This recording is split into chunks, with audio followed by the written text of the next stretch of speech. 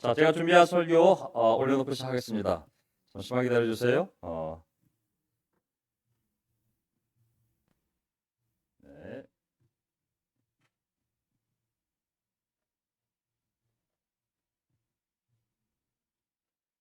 자, 잠깐. 제가 반갑습니다. 제가 지난 시간 한 세 번의 시간에 걸쳐서 하나님은 누구신가, 하나님의 명칭, 하나님의 이름을 통하여 우리가 믿고 있는 하나님에 대해서 다시 한번 생각하는 시간을 가졌습니다. 신학적인 설교가 아니고 매우 성경적인 설교를 했다고 기억합니다. 성경에 나와 있는 본문을 통해서 성경에 나와 있는 하나님의 이름에 대해서 하나님 스스로 알려주신, 또 사람들이 신앙을 체험하고 감동해서 하나님을 부른 그 명칭을 통해서 하나님에 대해 다시 생각하는 시간을 가졌고요. 저는 이제 12월 25일이면 성탄절인데 앞으로 한 11월 한 두 달 좀 넘게 남은 것 같습니다. 그래서 저희가 복음은 무엇인가 라는 제목으로 한 2, 3회 정도 말씀을 전하고, 그 다음에 나머지 시간은 예수님은 누구신지에 대해서, 예수님의 이름을 통하여 우리의 신앙의 주인이자 또 목표인 예수님에 대해 생각하는 시간을 갖도록 하겠습니다. 우리가 어느 교회를 보면은 감리교는 감리교가 어떤 교회인지, 장로교는 장로교가 어떤 전통이 있는지 많이 가르치지만 우리의 신앙의 대상은 교파가 아니잖아요. 하나님이 누구신지, 예수님이 누구신지, 또 우리가 전하는 공부의 내용은 우리가 어떤 시리즈를 만드는지가 중요한 것이 아니라 복음이 중요한 거잖아요. 복음이 우리의 가르침에, 또 생각이 모든 것 아니겠습니까? 그래서 우리가 믿고 있는 복음, 우리 삶은 어디로 가고 있는지 연말을 맞이하여 생각해보는 시간을 갖도록 하겠습니다. 아멘. 저는 형제자매들이 어려운 가운데 한 헌금으로 이렇게 또 교회가 운영되는 것에 대해서 매우 감사하게 생각합니다. 이 건물 생각하면 명동 한가운데, 서울 한가운데 운영되고 있지만 형제자매들이 한 헌금을 통해서 이렇게 건물이 유지되어서 많은 사람들이 인터내셔널도 주중에 와서 쓰기도 하고, 또 캠퍼스가 한 달에 3번 와서 함께 예배도 드리고 쓰기도 하고, 또 누구든 쉽게 찾아올 수 있는 이곳에 이 건물을 하나님 허락하셔서 우리로 하여금 복음을 전하게 하시고 교회를 세우신 것에 대해서 너무나 기쁘게 생각합니다. 돈을 아끼는 것이 목적이 아니잖아요. 돈을 쌓아서 어디다 쓰겠어요. 우리가 그 돈을 써서 복음을 전할 수 있는 건물을 활용하여 더 많은 사람이 이 건물을 쓰고 더 많은 사람이 복음을 줄 수 있다면 그것이 우리가 할 수 있는 최고의 헌금의 용도가 아닌가 싶습니다. 아멘. 어려운 가운데 헌금하신 형제자매 여러분, 여러분의 수고가 헛되지 않고 복음을 전하는데 정말 잘 쓰여진다고 믿습니다. 아멘. 자, 오늘 제가 재미있는 얘기 하려고 하는데요. 우리가 복음이라는 단어, 기쁜 소식이라는 단어를 많이 쓰시는데 복음을 전하다, 기쁜 소식, 복음, 그것이 이제 어디서 왔는지 한번 그 당시 2000년 전에 성경에 쓰였을 때 그것이 무엇을 의미하는지를 거꾸로 생각해보고 한번 내려보고 싶어요. 자, 2000년 당시 당시에 유앙게로스라는 특별한 사명을 가진 사람이 있었어요. 그 누구냐면 사자라고 보냄을 받은 자예요. 그러니까 전달자. 어떤 사람이 보내서 이걸 전하라고, 그 사람을 메신저, 전달자, 사자라고 그러는데 헬라어로 유앙게로스라고 했습니다. 이 사람의 역할은 전쟁에서 승리가 됐을 때 그걸 빨리 전달해야 되잖아요. 아니면 좀 어떤 너무 놀라운 기쁜 소식이 있어서 그것을 어떤 공동체나 어떤 개인에게 전달해주는 역할을 맡은 특별한 사람을 바로 이 유앙게로스, 메신저, 사자, 전달자라고 했습니다. 이 사람이 전한 내용, 그 기쁨의 소식을 뭐라고 그랬냐면 유앙겔리온이라고 그랬어요. 유앙겔리온. 그게 한국말로 풀면 복음, 기쁜 소식인 거예요. 그래서 성경에 나와 있는 소식이 기쁜 소식이 아니라 원래는 그 당시에 사람들이 사회적으로 정말 엄청난 승리, 그리고 어떤 놀라운 소식을 전하는 그 전문 용어가 바로 이 복음이라는 단어였어요. 복음이라는 단어, 이게 바로 유앙겔리온, 기쁜 소식이라는 단어였습니다. 이것은 또한 그 당시에 어떤 의미가 있었냐면 신이 인간에게 야, 이것을 우리에게 말씀하셨소 라는 그 신탁의 말, 그것도 이 복음이라는 단어로, 유앙겔리온 단어로 쓰였고, 이 유앙겔리온이 전해지면 와, 기쁜 소식이야, 신이 우리에게 이걸 약속하셨대. 그걸 받는 사람들은 너무 감사하며 그 유앙겔리온 복음을 받아들였던 그 단어입니다. 그래서 특히 이제 황제가 즉위한다든지 또 황제의 어떤 황제가 직접 어떤 걸 통치한다든지 그런 놀라운 일들이 벌어졌을 때 그것에 의해서 우리에게 더 많은 행복과 평화가 주어지기 때문에 야, 이거 우리가 기다려온 정말 놀라운 소식인데 너무 기쁜 소식이야 라고 했을 때 그 기쁜 소식이 바로 유앙겔리온, 복음이라는 단어였습니다. 한 단어죠. 한 단어. 그래서 이 복음이라는 단어는 교회에서만 쓰는 단어가 아니라 원래 2000년 전에 그 당시에 사람들이 이런 특별한 기쁜 소식을 전달하는 사람, 그 사람에 의해서 선포되어진, 전달되어진 너무나 기쁜 승리의 소식, 황제의 이 즉위 소식, 이런 놀라운 선포, 이것을 나타내는 단어가 바로 복음이라는 단어였습니다. 유앙겔리온. 그래서 어떤 사람이 그것을 메시지를 전달받은 사람으로서 야, 이걸 나는 전달해야 돼, 가서 선포해야 돼, 가서 그 전달자로서 말로 전해주고 선포하는 것을 복음을 전하다 라고 표현했어요. 그게 바로 유앙겔리조 또는 유앙겔리조마이라는 헬라어 단어였습니다. 그 뜻은 좋은 소식을 선포하다, 좋은 소식을 전하다. 뭐 배를 타고 가든 말을 타고 가든 빨리 달려가서 야, 드디어 이 놀라운 소식이 발생했습니다. 신이 우리에게 이러한 말을 해줬습니다. 그 소식을 전하는 것이 바로 복음을 전하다라는 단어였습니다. 이제 이것을 신약 성경에 이 성경의 기자들이 마태나 마가나 이 누가나 이런 사람들이 하나님의 소식을 전해야 되잖아요. 하나님의 왕이 즉위하셨잖아요. 이 기쁜 소식을 전하려고 할 때 마땅한 소수로 어떤 단어 써야 되지? 하다 보니 바로 그 단어가 바로 유앙겔리온, 복음이라는 단어가 되었고 그 복음을 선포하는 것을, 복음을 전하는 것을 어떤 동사를 써야 되지? 그것이 바로 아까 얘기한 유앙겔레조마이라는 유앙겔레조하는 그런 동사를 사용했습니다. 그것이 이제 성경에 나오는 기쁜 소식, 복음, 그리고 복음을 선포하다라는 단어가 된 거거든요. 그 의미가 무슨 말인지 알겠죠, 그렇죠? 예. 그래서 우리는 뭐 기쁜 소식, 복음을 선포하다 그러면은 성경에 나와 있는 얘기가 아니라 원래는 사회에서도 그런 놀라운 기쁜 소식을 전하는 그러한 단어였는데 그 단어를 갖고 가서 하나님의 기쁜 소식을 전하는 그런 서술어로 사용하게 된 거죠. 자, 이 복음은 유앙겔리온이라는 단어는 예수님께서 자기 자신에 대해서 사용하실 때도 이 단어를 사용하셨습니다. 예를 들면 예수님께서는 이사야 35장과 이사야 61장을 보게 되면 거기에 놀라운 미래에 대한 예언이 있어요. 어떤 예언이냐면 너희가 포로로 끌려갔지 너희 반드시 돌아올 수 있어. 그리고 하나님이 직접 내려올 거야. 우리가 3시간에 걸쳐 보았던 그 놀라운 하나님이 직접 목자가 되셔서 왕이 되셔서 다시 너희를 통치하실 거야. 이런 메시아에 대한 기대와 약속의 말씀들이 예수님이 오셔서 뭐라 했냐면 그 오기로 한 메시아가 나야.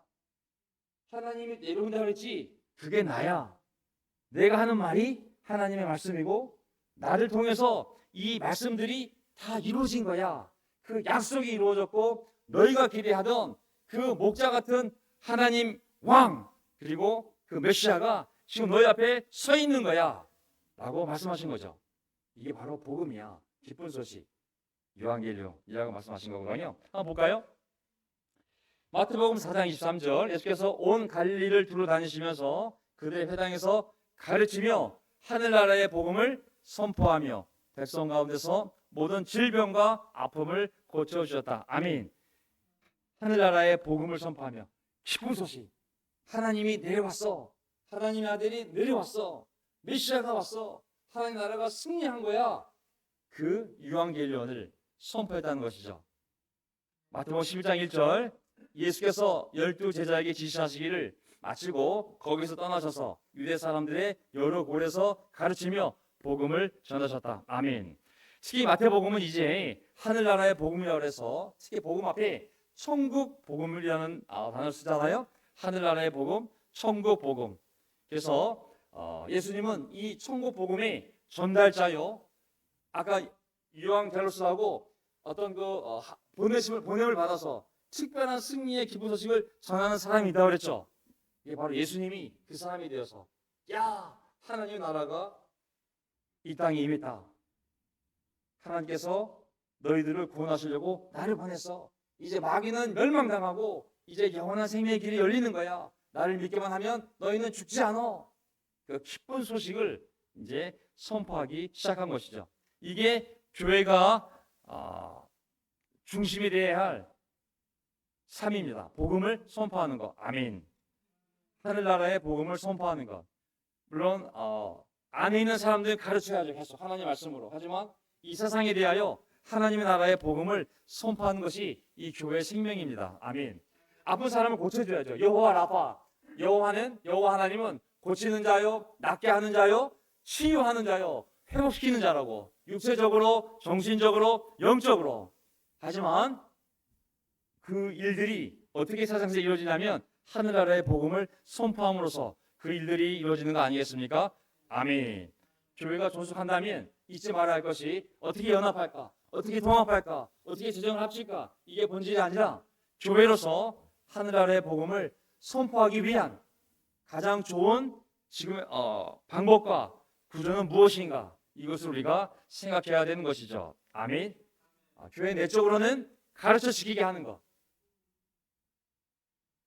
계속 가르쳐 지켜야 되거든요. 우리 천국 시민으로서의 윤리가 있어요. 그냥 좋은 마음으로 막 사는 것이 아니라 여기 룰이 있어요. 룰. 교회 안에 룰이 있어요.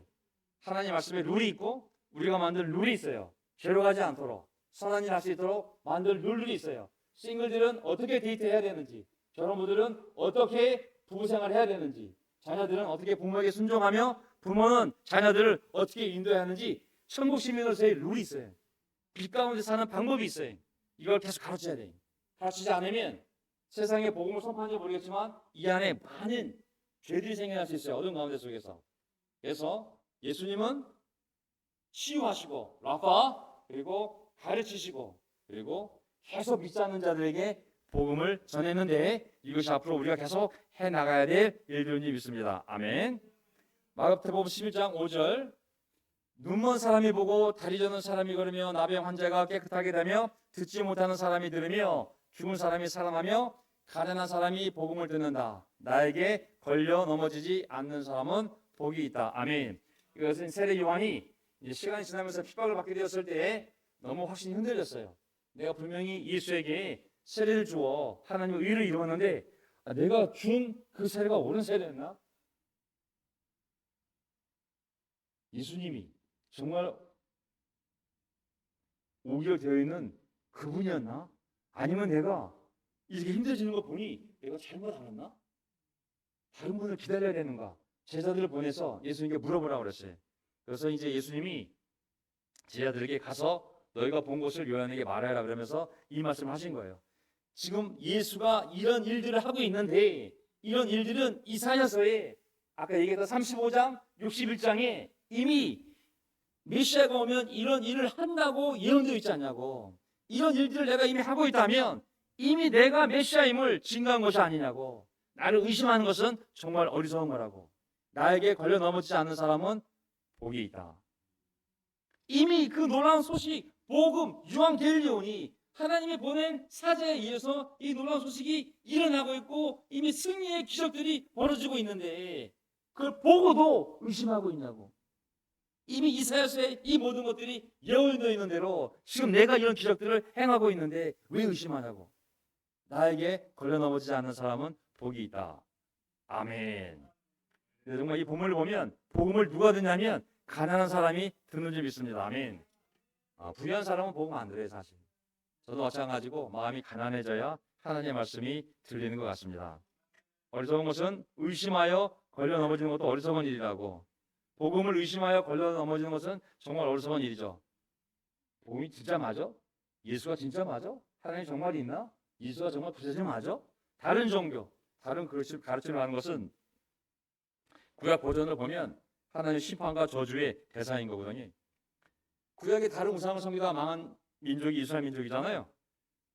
예수님을 떠나 복음을 의심하고 다른 종교, 다른 가르침을 하는 것은 무서운 심판의 대상이 되거든요. 나에게 걸려 넘어지지 않는 사람은 복이 있다.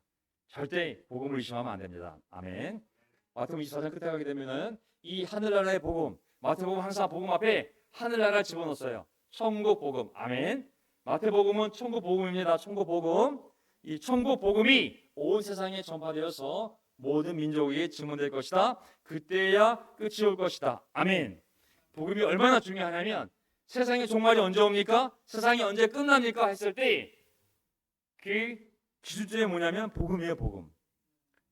그 복음이 다 모든 민족, 모든 사람에게 전파가 되면 다 믿으면이 아니에요. 믿는 건 불가능해. 하지만 믿을 수 있도록 전파가 되면 그때야 끝이 온다고 말씀하셨거든요.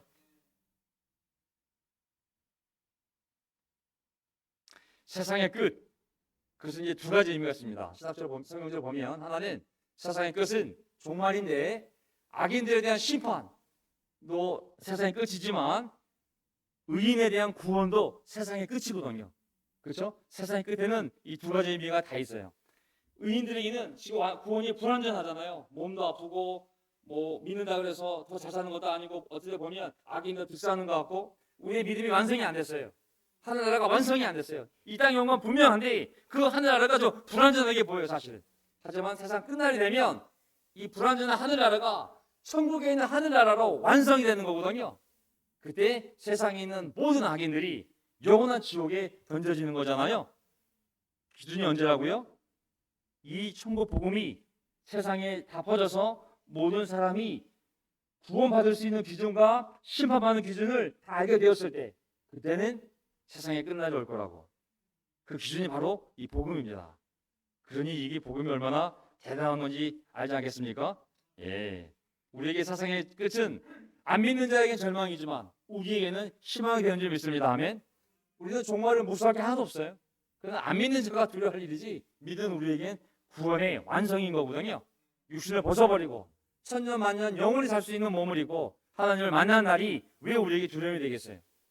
그는 믿지 않는 자들에게 절망이지 우리에겐 희망이 되는 줄 믿습니다. 아멘. 자, 이제 마가복음으로 오게 되면 이 복음이 어떻게 바뀔까요? 마가복음에는 마태복음 1장 1절부터 복음이 시작돼요.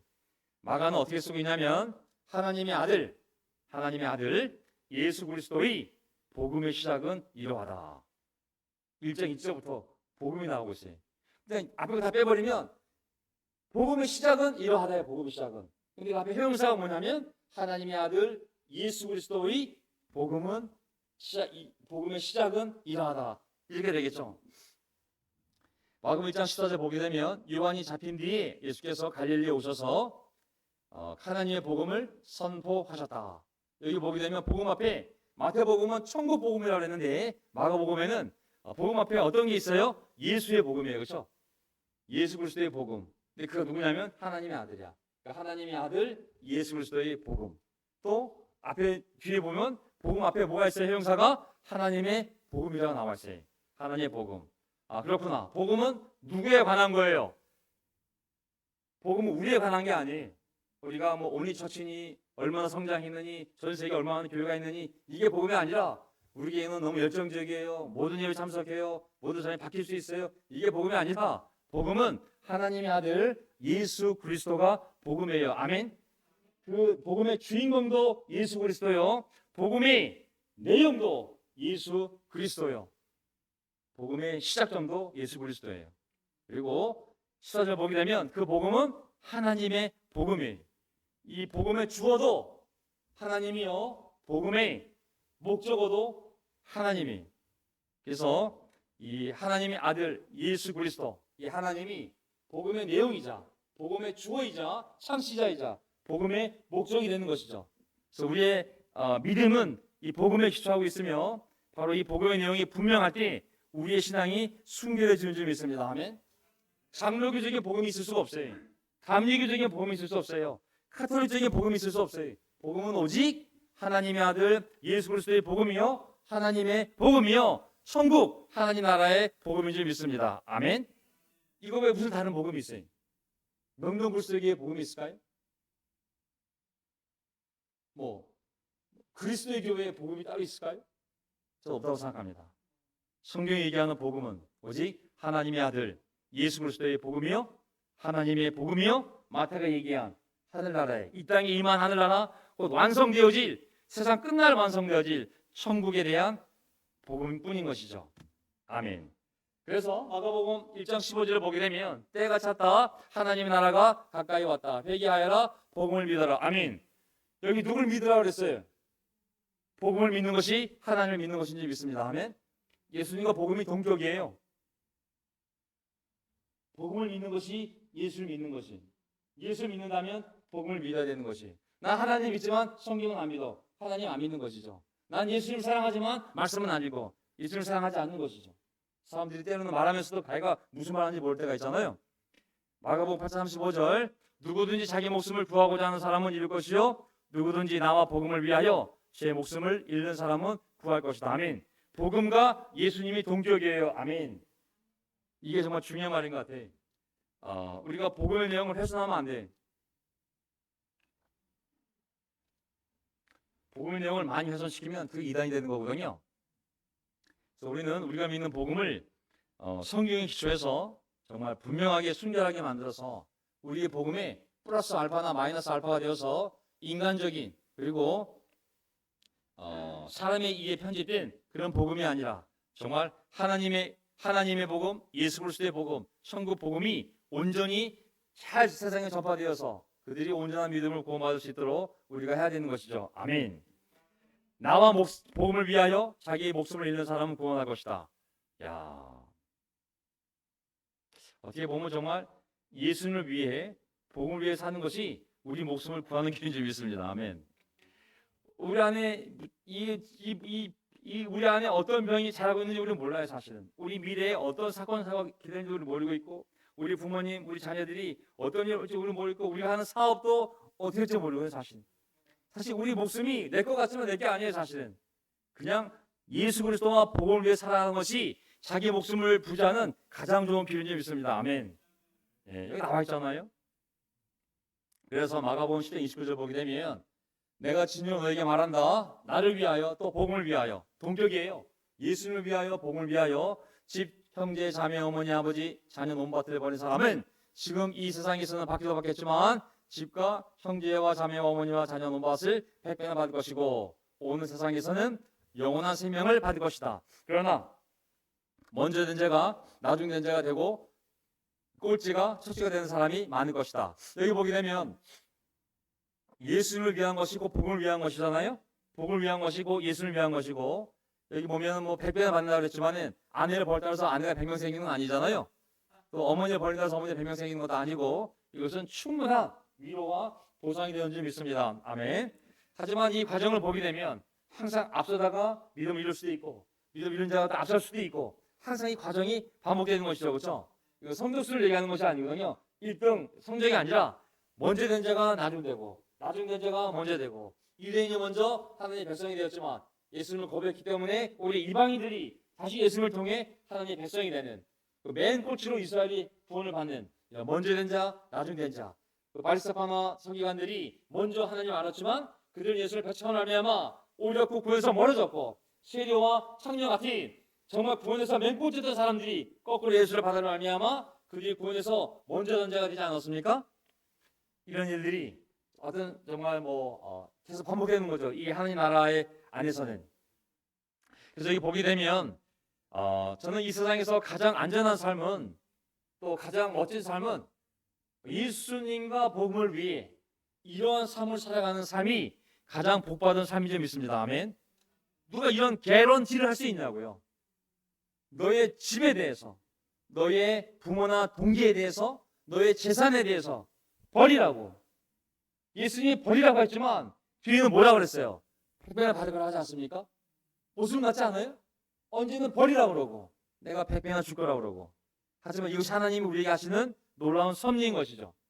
예수님과 복음을 위해 버리는 사람은 거꾸로 하나님이 100배를 주는 인생이 바로 복음을 위해 사는 인생인 줄 믿습니다. 아멘.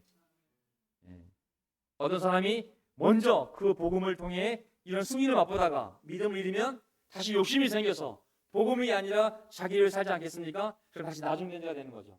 하지만 욕심을 살던 자가 회개하고 다시 복음을 열심히 살게 되면 다시 먼저 된 자가 되어서 또 맨 앞에서 복음을 전파하는 그런 삶을 살게 되는 것이죠. 반복인 것 같아요. 어쨌든 이걸 보게 되면 예수와 복음이 동격이기 때문에 복음이 있는 곳에 예수님이 있고 예수님이 있는 곳에 복음이 있는 줄 믿습니다. 아멘. 어떤 교회가 복음을 전하지 않는다면 복음을 전하지 않는 것이 아니라 복음이 없는 것이 아니라 예수가 없는 것이죠. 그래서 우리가 이 복음에 대해서 우리가 어디 있는지를 항상 생각해 봐야 되는 줄 믿습니다. 어떤 사람이 좀 어떤 분은 그런 분도 있어요. 사실 좀 어떤 문제가 생겼을 때 그 문제를 덮기 위해서 야 우리 복음 전해야 돼. 복음 문제 신경 쓰지 말고 복음만 전해 라는 사람도 있었어요. 사실.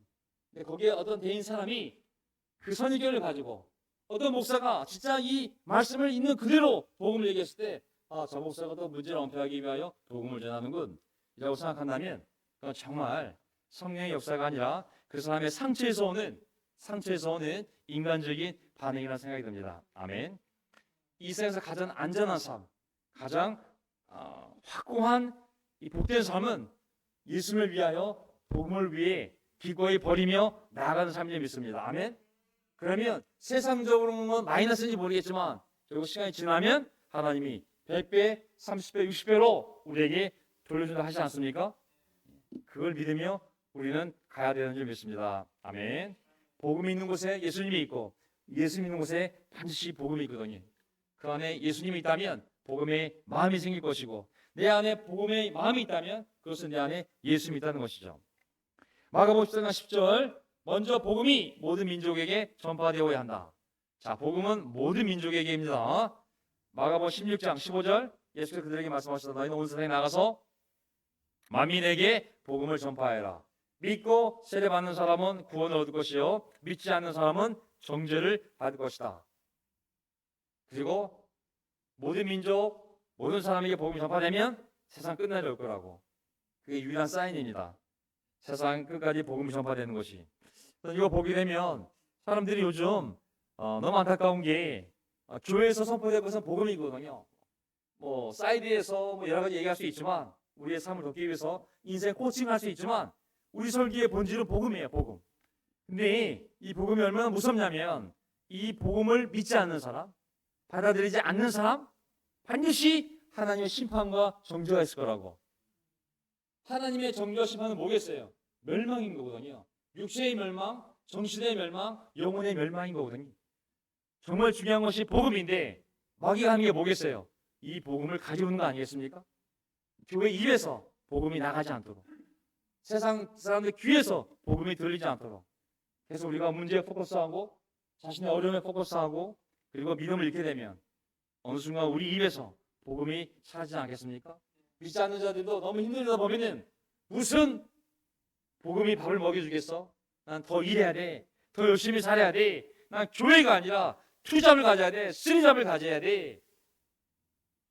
그들의 눈에서 복음을 가져오는 것이죠. 이게 마귀가 하는 일 아니겠습니까?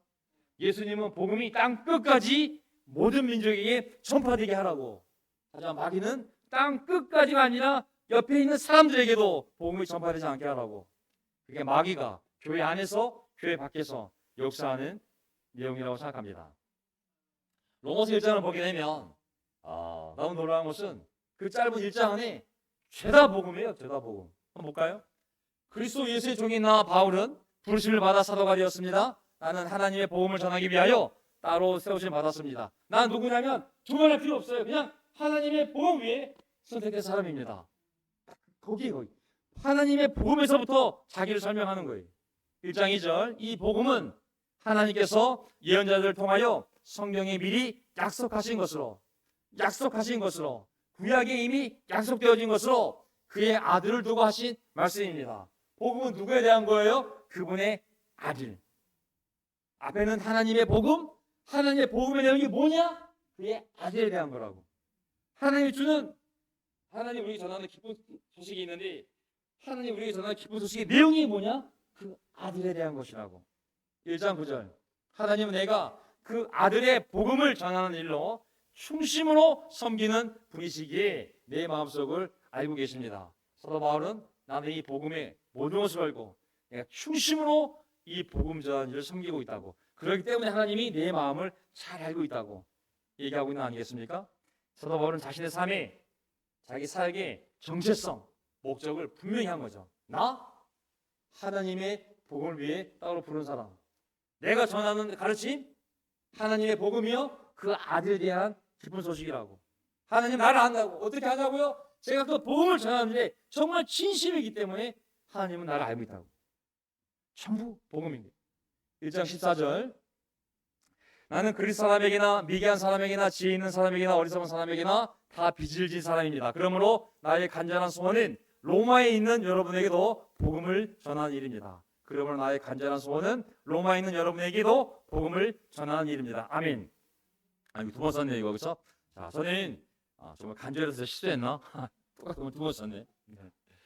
자, 바울의 간절한 소원은 로마에 가는 거였어요. 로마에 세워진 교회에 이 복음을 전하는 일이라고 했습니다.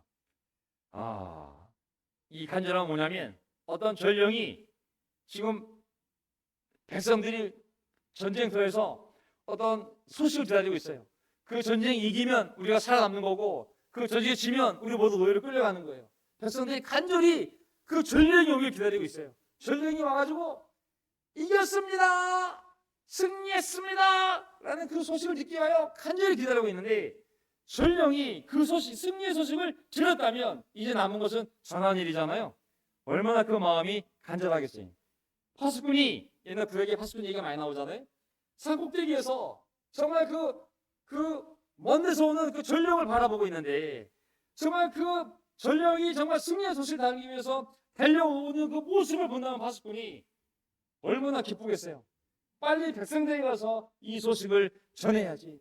우리가 살았다, 구원받았다, 전쟁에서 이겼대. 간절한 마음.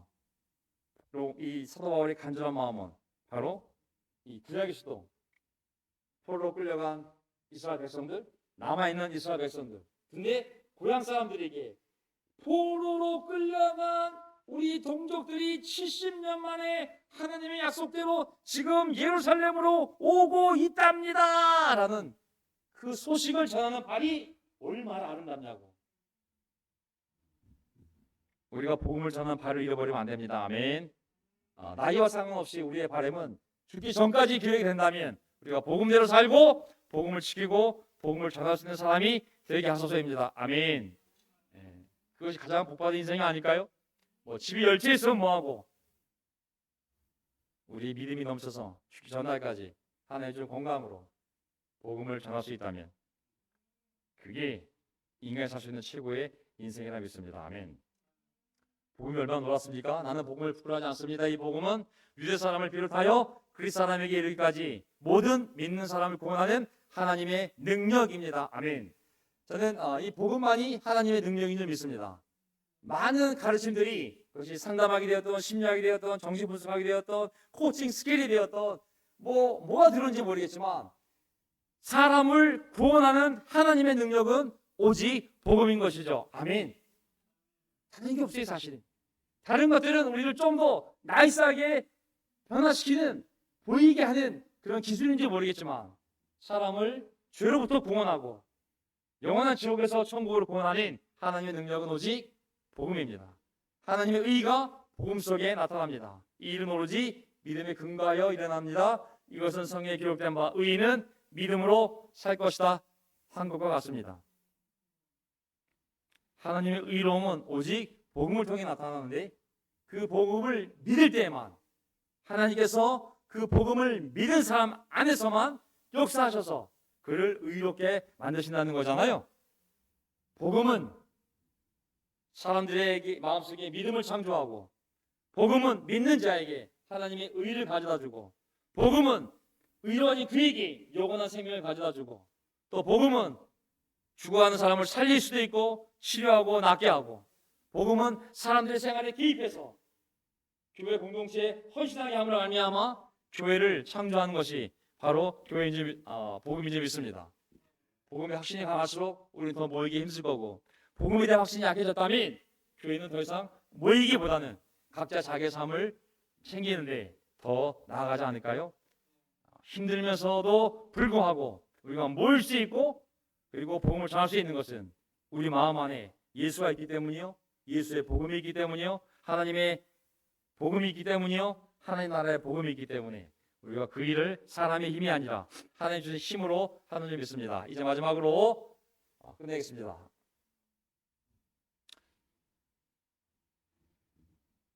고린도전서 1장 17절. 그리스도께서는 세례를 주라고 나를 보내신 것이 아니라 복음을 전하라고 보내셨습니다. 아멘. 복음을 전하되 말의 지혜를 하지 않게 하셨습니다. 그것은 그리스도의 십자가가 헛되이 되지 않게 하시려는 것입니다. 아멘. 제 설교의 특징은 단순합니다. 가능하면 성경 본문을 잘 해석하는 것이 저희가 해야 할 일인 줄 믿습니다. 아멘. 그래서 제가 다른 인문학이나 다른 인본주의 그런 학문들을 굳이 가져오지 않고 가져오면 더 재미있게 풀 수도 있을 것 같아요. 하지만 제가 할 수 있는 최선은 뭐냐면 성경 본문 그 자체를 성경 본문을 해석하거나 아니면 신학의 도움을 받아서 그 본문을 잘 해석해서 이 복음이 잘 해석되어져서 또 새로워져서 우리가 이 복음을 살 수 있는 힘과 마음의 동기를 얻게 하는 것이 설교자로서의 책임 아니겠습니까? 제가 본문을 많이 보더라도 오해하지 마시고 바쁜 현대인들이 점점 성경을 보기 힘들어지거든요. 하지만 하나님은 말씀을 통해 역사하기 때문에 제가 말씀을 계속 사용해서 이렇게 말씀을 드리는 겁니다. 세례 주라고 보낸 것이 아니라 복음 전하라고 날 보내신 거라고. 복음 전할 때 세상 지식 쓰지 말라고. 그런 세상 사람들의 말에 지혜를 하지 말고 그리스도의 십자가 말씀으로 복음을 전하라고. 이게 우리 교회가 나아갈 줄 믿습니다. 아멘. 하나님의 아들을 보낸 이유, 그 아들이 사도를 보낸 이유, 사도들에 의해서 교회를 세상에 보낸 이유, 복음을 전하라고.